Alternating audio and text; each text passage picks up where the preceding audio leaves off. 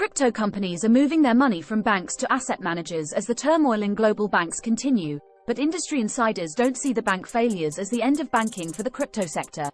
The turmoil in the banking industry has so far led to 3 major bank failures in the US, with the collapse of the crypto-friendly banks Silvergate, Silicon Valley Bank and Signature Bank. To mitigate further damage to the crypto industry, some companies are now taking a hard look at where and how they store their money, Bloomberg reported. It added that many crypto companies have found it difficult to find new banking partners in the wake of the bank collapses, and said asset management firms now stand out as more attractive options for the industry.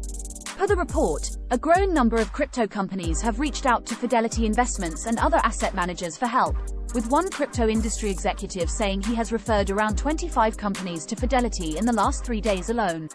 The companies included crypto market makers and venture firms focused on the crypto industry, he said, while adding, Fidelity isn't a traditional bank, but they're certainly safer than the Tier 2 and beyond banks.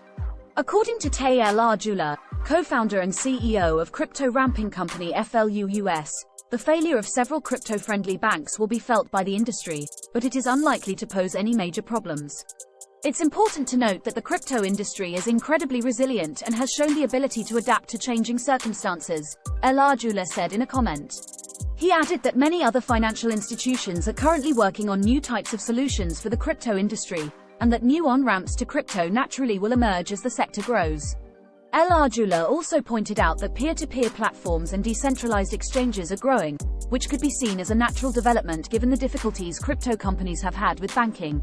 Saying, these platforms allow users to trade crypto directly with each other without the need for a centralized intermediary like a bank. Also, head of strategy at crypto exchange Dexalot took issue with the narrative that has been pushed by some in the crypto community about the banking crisis somehow being part of a plan to choke crypto.